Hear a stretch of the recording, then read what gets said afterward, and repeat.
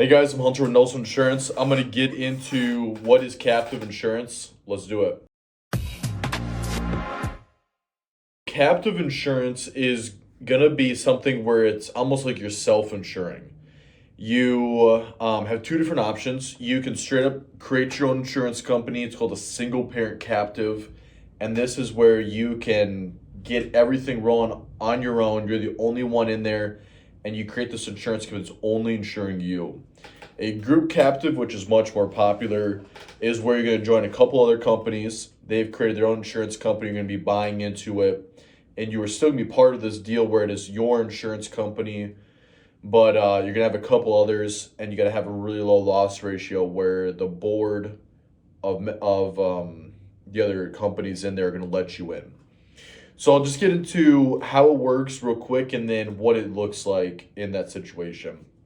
So how a captive insurance company works is it's going to be its own insurance company where it's going to go get reinsurance by somebody who's a big insurance company like CNA, Chubb, National, Interstate, etc.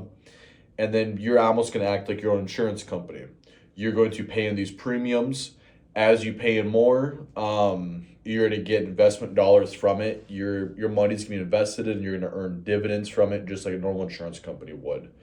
But the only difference is that you're not going to pay for these claims on the stuff that is not coming in, that reinsurance will not be coming into play on. So for example, if you join a captive or you create your own captive, you might have a $1 million threshold. So you're going to pay for all claims under $1 million. Everything's out of your pocket. So the less claims you have, the more money you're going to earn in dividends, the more money you're going to get to keep. And your rates or how much you're paying into the captive is going to be much lower. If you're having a ton of claims and right now your loss ratio is poor, for example, loss ratio is going to be if you pay $1 million a year for insurance through Progressive, for example, and you turn in $2 million a year in claims, that's a 200% loss ratio. Progressive is losing twice as much money as they're making on you. So a captive would be a really poor decision for you because you're not going to have you're going to take on that risk now, okay?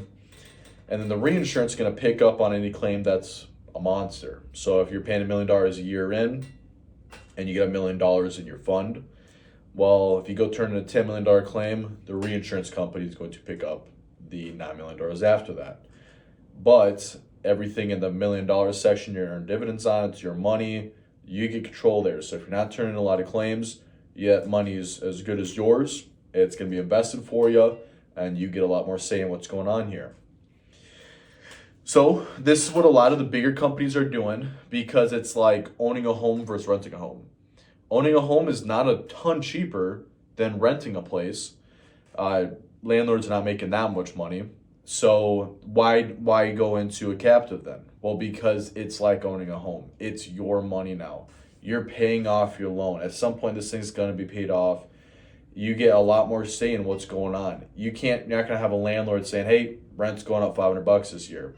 Your home might go up, but that's going to be on a decision usually that you're making. Yes, there's going to be your insurance and your tax for your home, but it's all minor factors, right?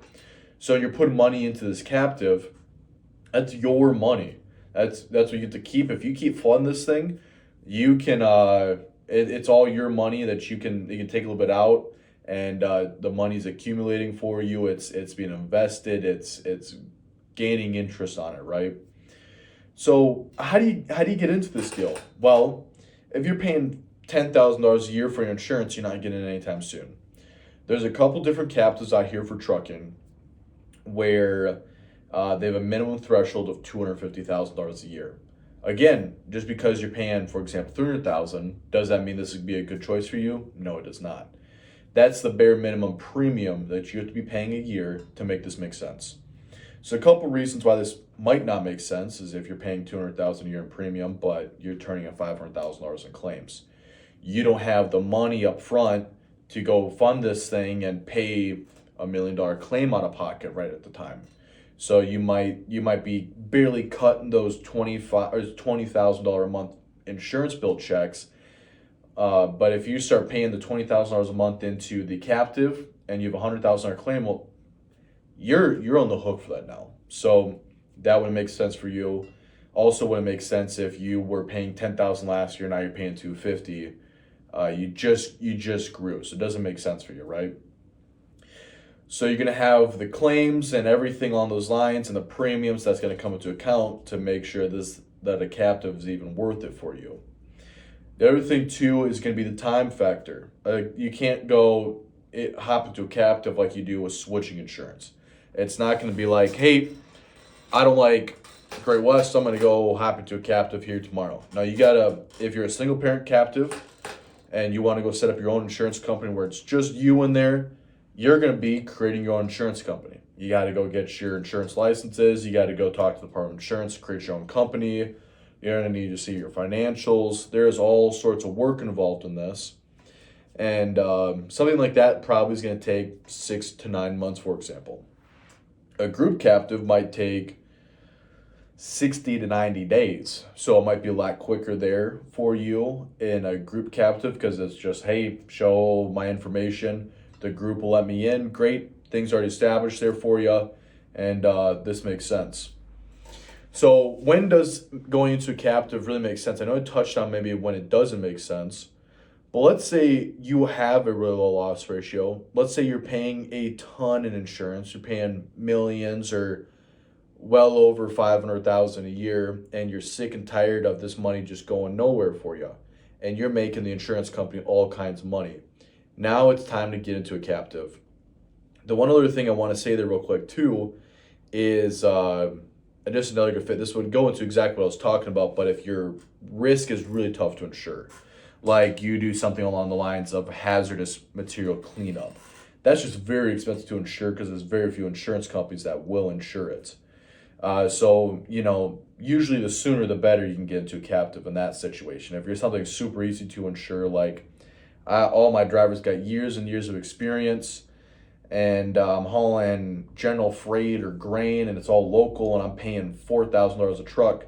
Yeah, it still would make sense to get into a captive, but you're probably going to want to make sure that it makes a lot more sense with your financials, and you're probably not going to get in there as soon as what a really tough to insure class code would be, because you're going to be paying a lot more per truck, per anything in that situation, right? If you're tougher to insure because of the business that you run.